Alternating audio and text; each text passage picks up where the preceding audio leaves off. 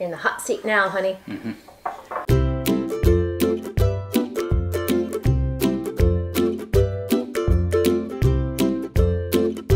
Okay, so first of all, what does it feel like to be sitting here with the two of us?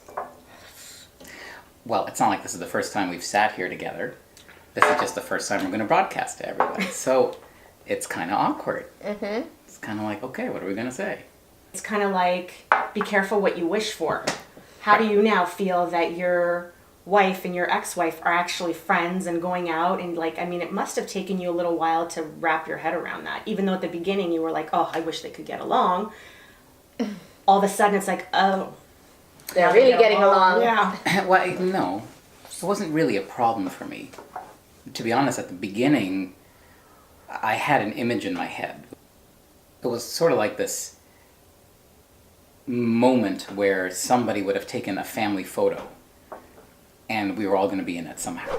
And that's, I don't know when that hit me. It hit me at the beginning and it kind of stuck with me, and I was hoping that we would get there.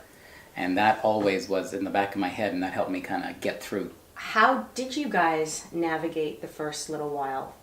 Because What do you mean? I can't imagine. Well, I can't imagine it was easy because you and I went our separate ways. We split. We still had to look after the kids. Mm-hmm. And now you're bringing in somebody who is new not only to the family dynamic, but new to... Well, everything, to kids. You didn't even have kids when we met. I think would have been easier if I had been divorced myself. If I had kids from a different relationship. Because then I could have understood what needs to happen. Right. But I didn't. I didn't have kids. I didn't, I was in a relationship before, but I wasn't married and all that sort of stuff. So it was a lot of new. And it was intense.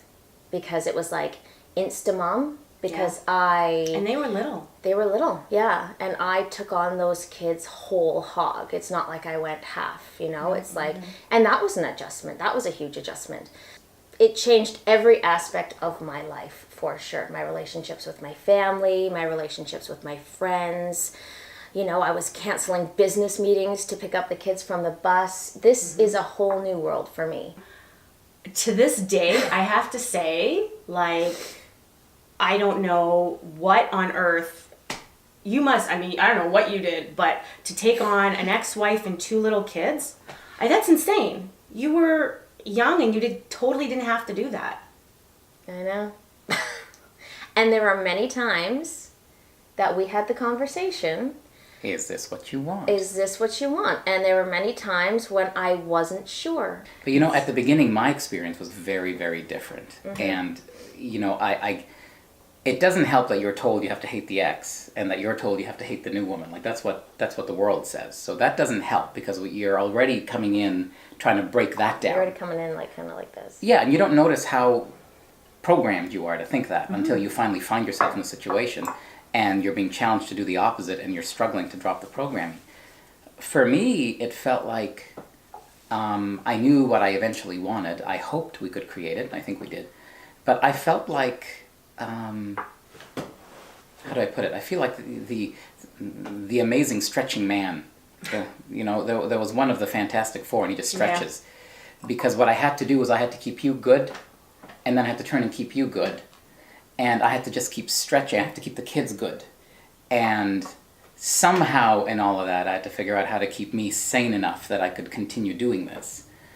I think it helped that your and my mindset at the time was also very that it has to be cohesive. Mm-hmm. It may not be cohesive today or tomorrow, but it has to be cohesive at some point. Like I said, it wasn't a handshake and a smile and see you later. No. We'd get mad at each other, but then at the end of the day, it's like, okay, well, we're mad at each other, but Chloe's birthday is coming up, so suck it up. Yep, so I'm texting you to figure out what we're all doing for Chloe's birthday. Mm-hmm. Or, we get mad at each other, but it's still a holiday, or it's still something that needs to be acknowledged. Or when we walk through the door, it drops because the kids are watching. We acknowledge that whether or not we like it, we don't have a choice, mm-hmm. that we are going to be in each other's lives for the rest of our lives because mm-hmm. we've got kids. So in a way, we're kind of stuck. Mm-hmm. So we may as well make it good. I mean, I've had friends and I've had enemies. Friends are better. I have a question. Did either of you know that I was internally not doing well at all? I didn't care. Just joking. I believe that. I was on the verge for about 3 years, I think. Just hanging on the edge of a cliff. I guess I was, well, I mean, to be fair, we'd split, so I was too busy hanging off my own cliff. Yeah, sure.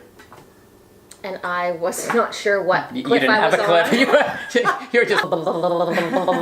And I don't mind saying this. There was a time in this relationship where Courtney said to me, I will never go on vacation with you. I said that to her. That to me. Yeah, she said that to you. Pretty much. You said that to her? In a roundabout way, yeah. Well, so much for all the efforts of trying to hold it all together. And here we are, 7 years later. We went on a vacation all together with every ex and every child. And we'd do it again. I would do it again. That was great. We're talking about doing it again. We're talking about doing it again. Well, it was fun. See, they talk about doing it again. They never told me anything. We plan it, we let At them know some later. point, they're going to say, pack a bag. Pretty much. The thing that really made me happy on that trip was the kids were glowing. They were. Oh my God. They were. He says, our son to this day says that was his favorite Christmas present. Aw. Yeah.